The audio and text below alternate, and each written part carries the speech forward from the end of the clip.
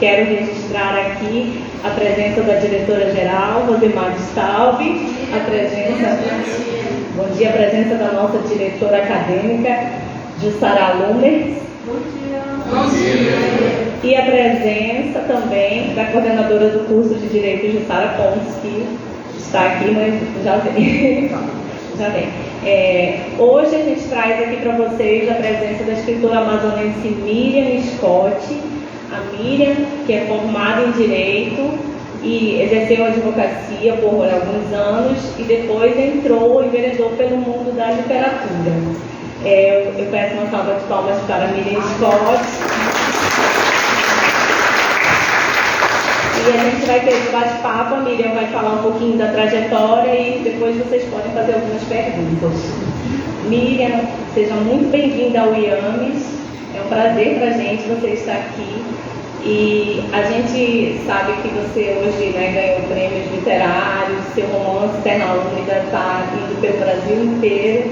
E eu quero que você conte um pouquinho como começou essa sua trajetória. Bom dia. Obrigada pelo convite, obrigada a todos e todas e todos presentes.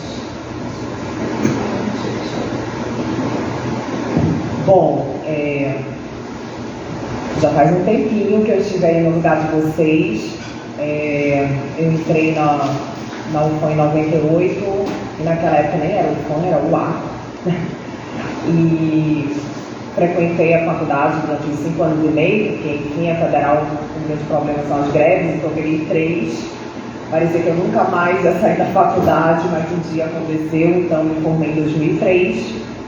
E, em seguida, comecei a advogar, depois fui assessora no Tribunal de Justiça, e aí, depois, em 2006, 2007, mais ou menos, eu acredito que eu abri meu escritório jurídico com uma sócia, Cátia Pinheiro, que até hoje advoga, e o escritório ia muito bem, obrigada, mas em 2010 eu engravidei do meu primeiro filho, e aí depois, assim, quando a gente está com o neném na barriga, a gente pensa uma coisa, depois que tem filho, a gente pensa diferente um pouquinho.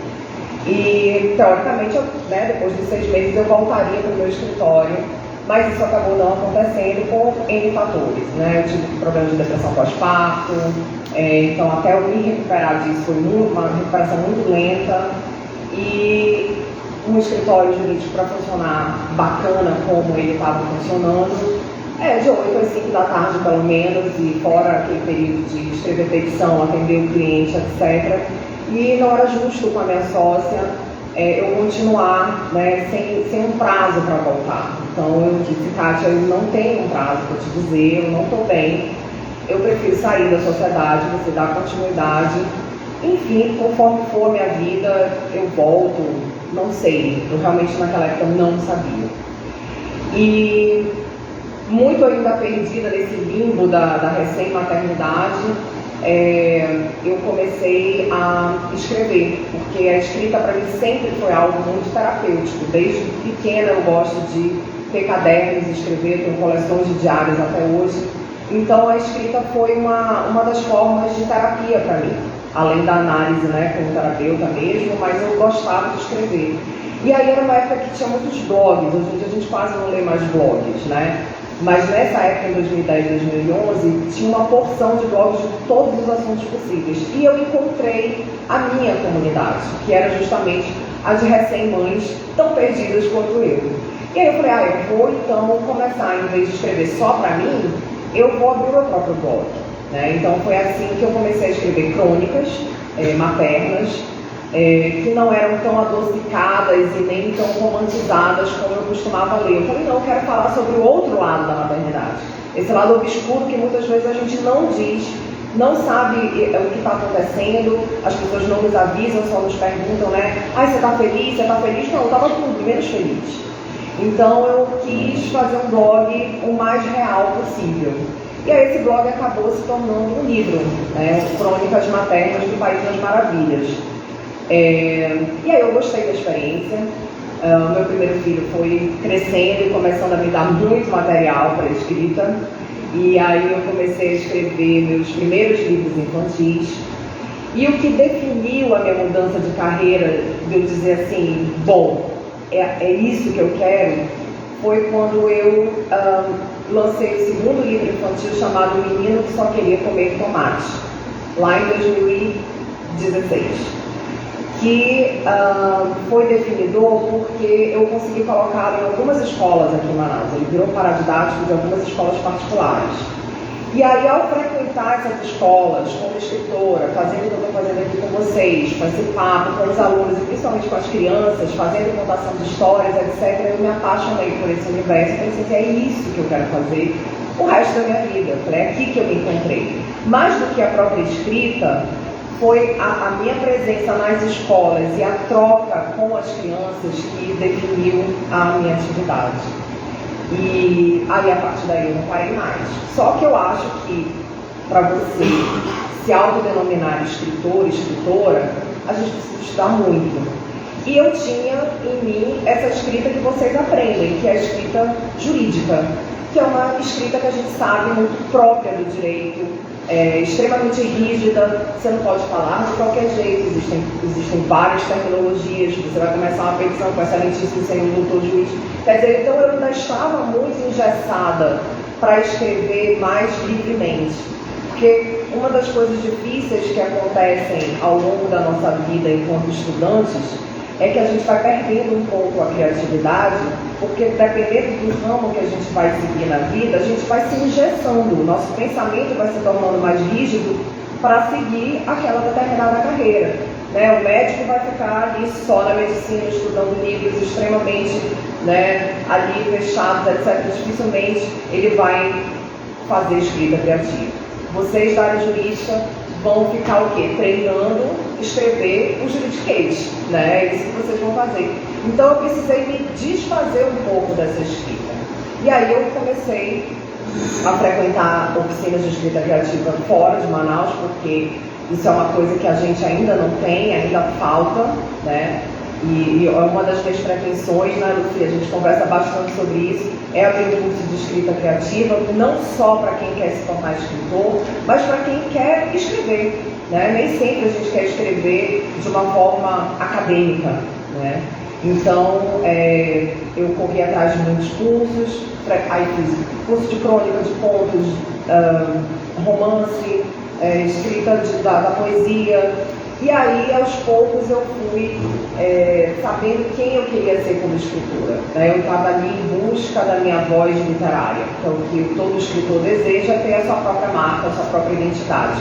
Quando aquela pessoa abria aquele livro, ela dizia, isso daqui é escrita parecida, é a do fulano de tal, é a da fulana de tal. Então, todo escritor persegue isso.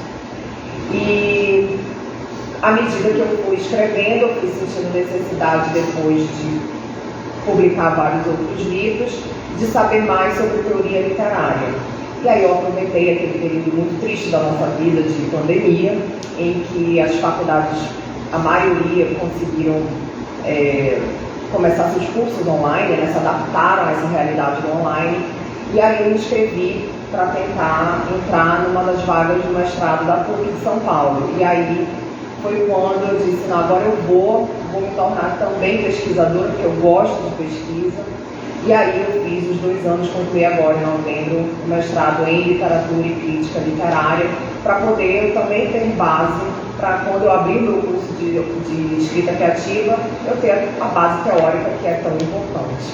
Então foi assim que eu fui chegando, né, nos últimos anos na escrita e me mudando, mas o direito ele não sai da gente, né? Então assim, de qualquer forma, ele é muito importante para a minha vida, para assinar meus contratos com editoras, né? Saber o que está acontecendo, seja bem-vindo. É sempre importante você saber não se sentir enganado, né? Então assim, a minha base jurídica está aqui, mora comigo, ela é sempre muito útil, né? Então eu não esqueci de quem já fui e me acompanha, né? Então conhecimento é uma coisa que nunca é à toa, né? Não existe perda de tempo, então ninguém perde tempo estudando, é isso. Perfeito, obrigada, Miriam. Se vocês tiverem alguma pergunta para Miriam, pode fazer. E Miriam, nessa trajetória, qual o maior desafio como advogada e hoje o maior desafio como escritora? Olha, assim, como advogada, a época era muito diferente do que tem hoje, né? Então hoje vocês têm um universo facilitado do online. Eu peguei aquela época em que eu corria com processos no carrinho e até tirar foto era difícil porque eu escaneava, tinha umas canetas scanner, eu acho que vocês nem sei se ouviram falar disso, né? Mas eu escaneava assim para mandar as petições, então assim, era um trabalho até braçal, eu diria, também, né? Então hoje, com o Tribunal de Justiça já totalmente digitalizado, facilitou muito a vida do advogado, mas também me parece, pelo que eu converso ainda com todas as minhas colegas e colegas da advocacia, que não dá para ser o advogado de antigamente. Esse advogado também teve que se atualizar bastante, né? Então eu vejo hoje eles engajados de estarem sempre estudando essas novidades todas, inclusive digitais, um direito que surgiu nos últimos 5, 10 anos que a gente nem ouvia falar. Então eu acho que o desafio do advogado ou da área jurídica, principalmente acho que do advogado, porque o concurso público, depois que você passa, você tende a se acalmar um pouco, né? Mas o advogado é aquela profissão que ele tem que correr sempre atrás, ele tem que antever para não ficar para trás, né? Para ele se destacar na profissão dele. Eu acho que esse talvez seja o grande desafio da advocacia. Enquanto escrita, nossa, eu acho 10 vezes mais difícil do que o direito, porque a literatura, embora ela seja belíssima e as pessoas sempre tenham essa questão da admiração pela escrita, admiração pela literatura, pelo escritor, pela escritora, é uma área muito mal remunerada, né? Então, assim, dificilmente o escritor, a escritora vive da escrita. Eu não consigo vender meus livros e viver com isso. É impossível, né? A não ser que você já esteja naquele patamar de vender milhões de cópias. E isso, no Brasil, é muito difícil para não ser possível, né? O que a gente chama hoje de sucesso literário é o Itamar Vieira Júnior com 250 mil cópias. Sucesso nos outros países são milhões. E aqui a gente não consegue venda de milhões de livros, né? Então é muito difícil, a gente tem que viver das palestras, das aulas, dos festivais literários, das conversas, da escrita de crônicas em jornais, né, das colunas que são abertas nos jornais do escritor ou para a escritora. Enfim, a gente precisa de trabalhos paralelos para além da escrita, porque só os livros não rende, realmente não tem condições. E para finalizar, Miriam, quero que você indique escritoras ou escritores que te inspiram. Eu não vou conseguir lembrar de todo mundo porque tem uma porção, né? Mas assim, falando dos daqui, primeiro, assim, que é a poesia de duas pessoas que eu gosto muito, da Astrid Cabral e do Thiago de Mello. São dois grandes poetas e que representam muito bem, né, o nosso estado. Em matéria de prosa, não posso deixar de falar de Milton Lafon, porque ele é uma grande inspiração literária, não só para o Amazonas, mas para o Brasil inteiro, e é um grande nome da literatura contemporânea. Então eu acho que são três nomes assim do estado que representam muito bem a nossa literatura. Hoje em dia teve a FLIC, né? Eu estava na FLIC esses dias, que foi o Festival Literário, promovido lá na Barroso. Foi muito bonito de ver a quantidade de escritores e escritoras jovens, sabe? Assim, que é uma literatura jovem acontecendo e que se deram muito bem, venderam muitos livros por lá. Então nós temos hoje em dia bastante diversidade literária. Nós temos poesia, nós temos HQs, nós temos os quadrinhos, temos ficção científica, tem muita coisa acontecendo no cenário amazonense. A gente está, assim, bem fértil, sabe? Isso me deixa muito feliz. Agora, outros escritores e outras escritoras, eu adoro a Hilda Rios, eu adoro Clarice Lispector, eu adoro... Ai, gente, é tanta gente, Ana Maria Machado, eu adoro a Ruth Rocha, porque, né, vem da infância, não tem como não falar dela, Pedro Bandeira, Mais atualmente eu sou completamente atravessada pela italiana Elena Ferrante, adoro a escrita da Elena Ferrante, é uma literatura belíssima. Hoje em dia eu gosto muito da literatura dos mais jovens, tem o Giovanni Martins, que faz uma literatura periférica maravilhosa. Ele estaria na FLIC, mas teve um problema pessoal, não conseguiu chegar aqui em Manaus, mas é um menino novo que escreve pra caramba. Vão atrás de Giovanni Martins, é um carioca, super sangue bom, escreve muito bem. Então assim, a gente tem muita gente no cenário literário, só querer ler que tem muita gente. Quero agradecer imensamente a presença da escritora amazonense Miriam Scott, vários livros publicados, a gente tem aqui alguns exemplares, do seu romance Terra Única, Prêmio Literário Cidade de Manaus. Temos também Quem Chamarei de Lá, que foi também introduzido nas escolas, e também tem Mulheres Jovens, que é de poesia, né? Quero agradecer a todos vocês. Eu chamo aqui a coordenadora do curso de Direito, de Sara Ponce, para encerrar. Uma pergunta? Eu gostaria de fazer uma pergunta. É o seguinte, nós estamos aqui na frente dos estudantes, tá? E isso aqui é uma casa de ensino. Então, eu tenho uma grande preocupação com isso que eles disseram. Que esses nossos alunos aprendam a escrever e a ter conteúdos para escrever, a serem criativos, tá? Como é que tu pensa isso dentro da universidade, em termos de daqui a 3, 4 anos eu ter alunos que estão traduzindo? Que modéstia à parte, os nossos alunos que estão aqui no terceiro período, todos já produziram um artigo, tá? Todos já apresentaram seu trabalho. Tem uma certa produção, mas muito técnica, muito voltada para aquilo que eu digo, que é mais cru. Tá? Cadê a criatividade? Como é que eu, advogado, posso escrever alguma coisa? Tem uma outra conotação mais criativa, com outros elementos, com outros conteúdos, né? Com outros personagens que não são aqueles que eu vou trabalhar com eles como advogado. Bom, eu acho que isso vai ser uma dica para todos e todas as profissões, porque eu acho que só existe criatividade a partir da leitura. Eu, antes de ser escritora, eu sou uma leitora voraz.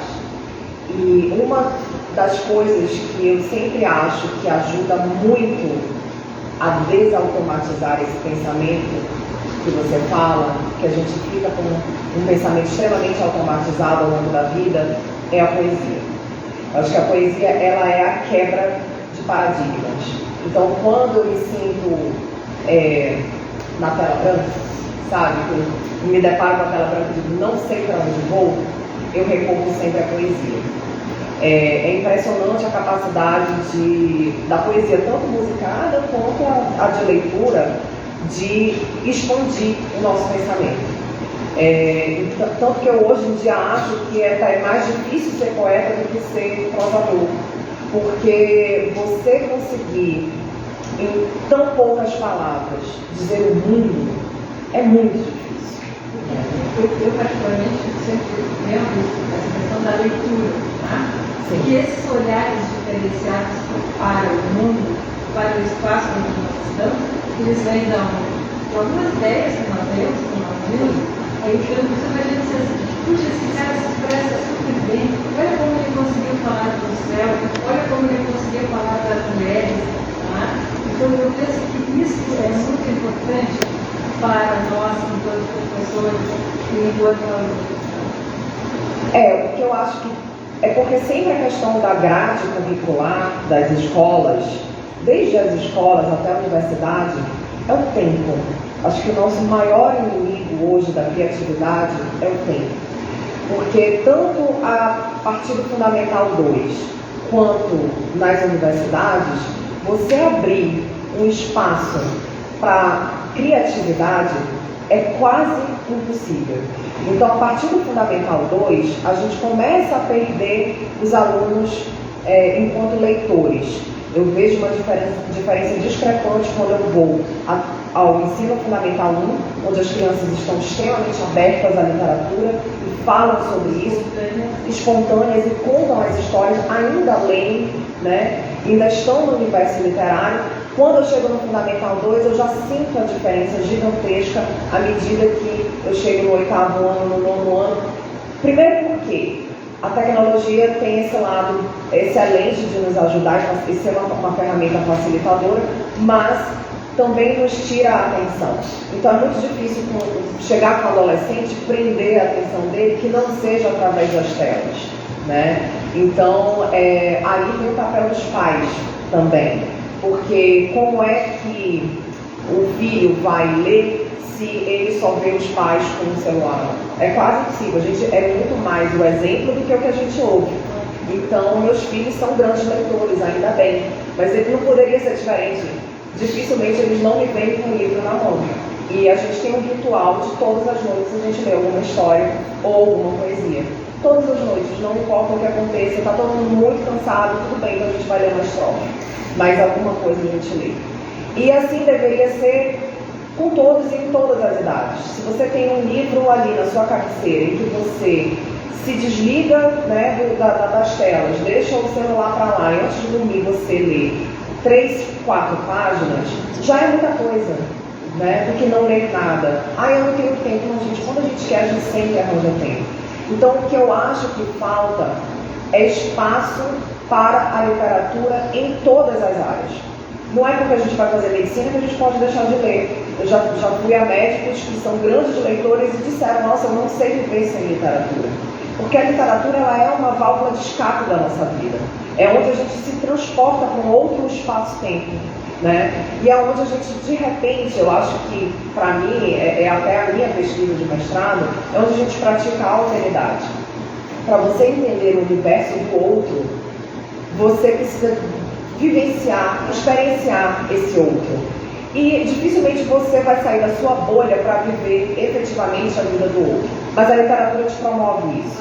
Quando você lê uma boa história que se passa no universo que você não frequenta, você quase se sente lá, né? Você dá a mão para aquela protagonista ou para aquele protagonista e você experiencia aquela leitura e aquela vivência do livro junto com ele e com ela. Então, eu acredito no poder da literatura, que é um poder que as pessoas acham que não têm paciência de esperar o que ele é capaz de fazer. Porque é uma transformação lenta, né? A gente não consegue ler um livro em 2 dias. Você precisa, eu diria, ruminar a história dentro de você e aos poucos você vai mudando o seu pensamento sobre aquilo que você achava que tinha certeza. Eu gosto de pensar que a literatura quebra um pouco as nossas certezas, as nossas convicções, né? Ela mexe um pouco com a gente, faz a gente refletir. Eu acho que realmente eu não estou tão certa assim, né? E por isso a importância de uma literatura que abranja a diversidade. Tá aí grandes autores que têm surgido, LGBTQI+, a questão da escrita feminina, que também é meu tema de literatura e tema de vida, né? É a escrita feminina, a capacidade que nós mulheres hoje temos de nos colocar no mundo, né? Mas para isso a gente precisa ser livre, né? E a gente precisa que a literatura seja incentivada, não importa qual área que você escolha viver, a literatura é para todos, né?